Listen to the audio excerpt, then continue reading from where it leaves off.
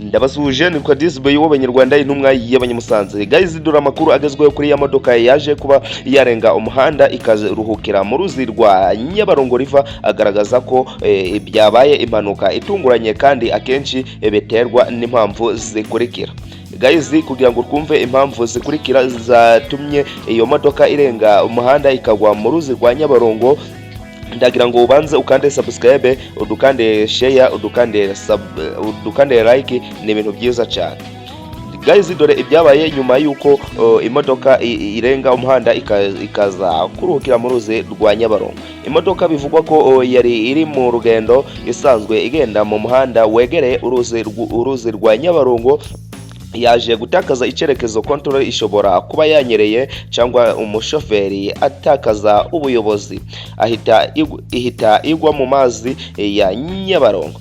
Impamvu zishobora kuba zabiteye kugira ngo imodoka icike feri cyangwa se ite control ibe yaruhukira muri uwo mugezi wa Nyabarongo.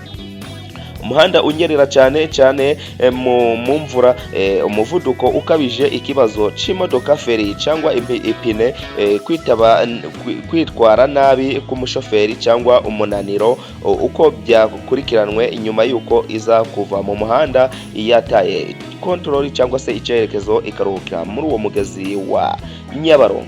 Abatabazi ba polisi n'abaturage bahise bagerageza guhita batabara muri iyo modoka.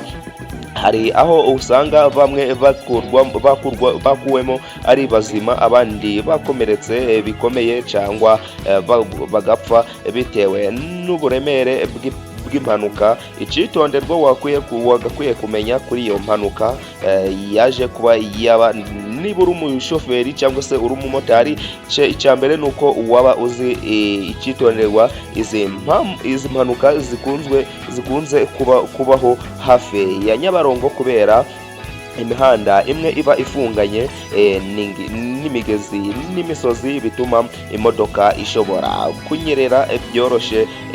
Niba ushaka andi makuru ndagukorera amakuru, nubigiramo uruhare ugafungura subscribe, ugafungura kukazogera, ni ibintu byiza cyane. Ni kwa Disboy w'Abanyarwanda intumwa y'Abanyamusanze. Turayikingira ino video, dusharingira abantu batanu ino video. Ndabakunda cyane. Ciao ciao.